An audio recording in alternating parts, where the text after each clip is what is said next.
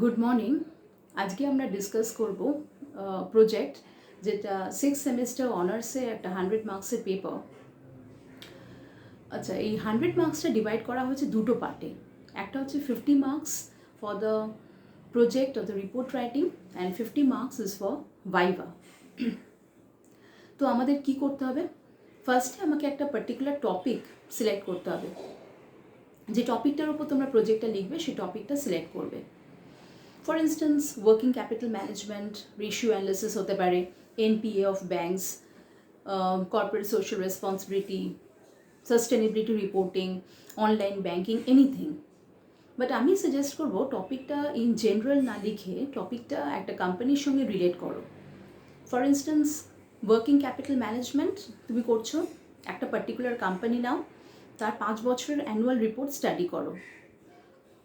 কিংবা ধরো 3টে বা 4টে কোম্পানি নাও আর একটা পার্টিকুলার ইয়ার সিলেক্ট করো, কারেন্ট ইয়ার ধরো 1999 বা এনিথিং, কিন্তু year should be common for all the 4 companies.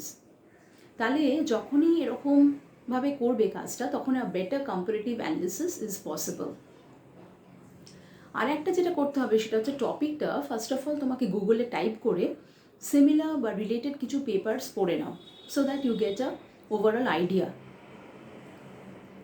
তারপরে after getting the idea then বা ইউ স্টার্ট রাইটিং। কিংবা ধরো কিছু বইও তোমরা রেফার করতে পারো, ফিনান্সিয়াল ম্যানেজমেন্ট বা অন্যান্য কিছু বই যেখান থেকে তোমরা রেফারেন্স কিছু পেয়ে যাবে। আর প্রজেক্টটা তোমাকে একটা পার্টিকুলার অর্ডারে সাজাতে হবে। Like there should be an introduction, background কোত্থেকে কাজটা উঠে এলো, কেন তুমি সিলেক্ট করলে, need of the study, objectives which is very important, উদ্দেশ্যগুলো কী কী, 2, 3, 4টে যা হোক অবজেক্টিভস লিখতে হবে। Next is data collection. এটা হচ্ছে সবথেকে ইম্পর্ট্যান্ট পার্ট। যে কাজটা করবে তার উপর কিছু ডেটা বেস করে তোমাকে করতে হবে। ডেটা 2 ধরনের হতে পারে, প্রাইমারি ডেটা বা সেকেন্ডারি ডেটা। কাজটা তুমি এইভাবে করতে পারো, একটা কোয়েশ্চেনিয়ার প্রিপেয়ার করে সেটা কিছু রিলেটিভস, টিচার্স, ফ্রেন্ডসের মধ্যে সার্কুলেট করে তার ডেটাটা তুলে নিলে তারপর ওর ওপর অ্যানালিসিস করলে। এটা হচ্ছে primary investigation. Face to face communication কিংবা মেল সার্ভে করে ডেটাটা কালেক্ট করে নিতে হবে। আর একটা হতে পারে যেটা হচ্ছে সেকেন্ডারি ডেটা বেসড কাজটা হবে, যেটা তুমি বই থেকে, জার্নালস থেকে, অ্যানুয়াল রিপোর্ট থেকে তুমি তৈরি করলে।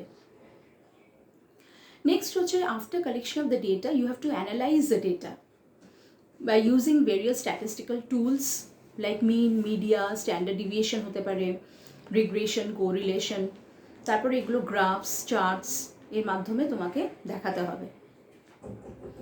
And last is interpreting of the results. অর্থাৎ তুমি যে কাজটা করলে, তুমি যে ডেটা তুলে তুমি যে গ্রাফস, চার্টস এগুলো রিপ্রেজেন্ট করলে এবং কি রেজাল্ট বেরিয়ে এলো, তুমি কি কনক্লুশন ড্র করলে, সেগুলো তোমাকে ভালো করে লিখতে হবে। That is very important. তাহলে রিপোর্ট ফরম্যাটের একটা নির্দিষ্ট একটা guidelines by the University of Calcutta দেওয়া আছে। ফার্স্টে হবে cover page, then you have acknowledgement, abstract, then table of contents, list of tables, list of figures, text which is very important, আর একটা হচ্ছে বিবলিওগ্রাফি বা রেফারেন্সেস। অ্যাকনলেজমেন্টটা কি? অ্যাকনলেজমেন্ট হচ্ছে তুমি কাজটা করার সময় তুমি কিছু টিচার্সদের, কিছু বন্ধুবান্ধবদের, কলেজ লাইব্রেরির সাপোর্ট নিয়েছো, so you have to mention their names, কৃতজ্ঞতা, সেটা কিন্তু তোমার রিপোর্টে যেন থাকে।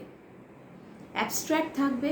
অ্যাবস্ট্র্যাক্ট হচ্ছে একটা গ্লান্স দেখে তুমি যে রিপোর্টটা কিসের ওপর করছো সেটা যেন বোঝা যায়। তাহলে it is a summary of the entire report. Table of contents, তুমি কীভাবে রিপোর্টটাকে সাজাবে। যে কোনো বই খুলে দেখবে যে প্রত্যেকটা বইয়ের একটা কন্টেন্টস থাকে, যাকে বলে সূচিপত্র, সেই অর্ডারে সাজাতে হবে। তুমি যে অর্ডারে লিখেছো সেই অর্ডারেই কিন্তু প্রজেক্টটা সাজাতে হবে। লিস্ট অফ টেবলস বা লিস্ট অফ ফিগার্স, তুমি যদি কোনো ফিগার্স বা টেবলস রিপোর্টে ইউজ করে থাকো সেগুলো নাম্বারিং করতে হবে। ধরো টেবল 1, টেবল 2, ফিগার 1, ফিগার 2, সেগুলো কিন্তু দেখাতে হবে অর্ডারে। Text most important part. Last part হচ্ছে বিবলিওগ্রাফি বা রেফারেন্স। আচ্ছা, টেক্সটের মধ্যে কী কী থাকবে? টেক্সটের মধ্যে থাকবে introduction, background, need of the study, literature review, objectives of the study, research methodology, limitations of the study, তুমি এই কাজটা করতে গিয়ে কী কী অসুবিধে ফেস করলে সেটা মেনশন করতে হবে, chapter planning, then there is conceptual framework. Conceptual framework হচ্ছে কাজের একটা খসড়া যাকে বলে। It is like a recipe or a blueprint, মানে of how you are trying to do the research. Next হচ্ছে presentation of data, analysis and findings. Last হচ্ছে conclusion and recommendation. তোমার যদি কোনো সাজেশন থাকে যেরকম কাজটা আরও কীভাবে ইমপ্রুভ করা যায়, সেগুলো তুমি মেনশন করে দিতে পারবে। আর একটা হচ্ছে যে নিড ফর বা স্কোপ ফর ফার্দার রিসার্চ, যদি তোমার মনে হয় যে কিছু দেওয়া দরকার সেটা মেনশন করে দিতে পারো। আর লাস্ট হচ্ছে বিবলিওগ্রাফি বা রেফারেন্স। বিবলিওগ্রাফিটা কি? বিবলিওগ্রাফি হচ্ছে তুমি কাজটা করার সময় কিছু বইয়ের সাপোর্ট নিয়েছো, কিছু জার্নালস, অ্যানুয়াল রিপোর্টসের সাপোর্ট নিয়েছো, তাহলে it is an alphabetical catalogue of the books and the journals which is used in the report. ঠিক আছে, একটা অ্যালফাবেটিক্যাল অর্ডারে তোমাকে এগুলো সাজাতে হবে। আর লাস্টে তো 50 মার্কসই রইল ভাইভা, তোমাদের আগেই বলা হয়েছে। আর কাজটা যদি তোমার নিজস্ব হয়, if it is your own work, মানে if there is no plagiarism, যদি কোথাও থেকে টোকাটুকি না হয়ে থাকে, তাহলে তুমি কাজটা নিজে করেছো, তুমি জানবে তোমার প্রবলেমস কী বা তুমি এক্স্যাক্টলি কী করতে চেয়েছো, তাহলে ভাইভা বা ইন্টারভিউ ফেস করতে কোনো প্রবলেম হবে না। আচ্ছা, আমি প্রজেক্ট নিয়ে একটা ডিটেলড লিখেছি যে কিভাবে প্রজেক্ট রিপোর্ট সাজাতে হবে ইন অর্ডার, যেটা আলোচনা করা হলো এক্ষুনি। এগুলোই ইন ডিটেলস আমি একটা পাঠিয়েছি স্টাডি মেটেরিয়ালসে, এটা খুব রিসেন্টলি আমি আপলোড করে দেবো। So go through the study materials to get a overview and to get an idea of how to write the report. Thank you.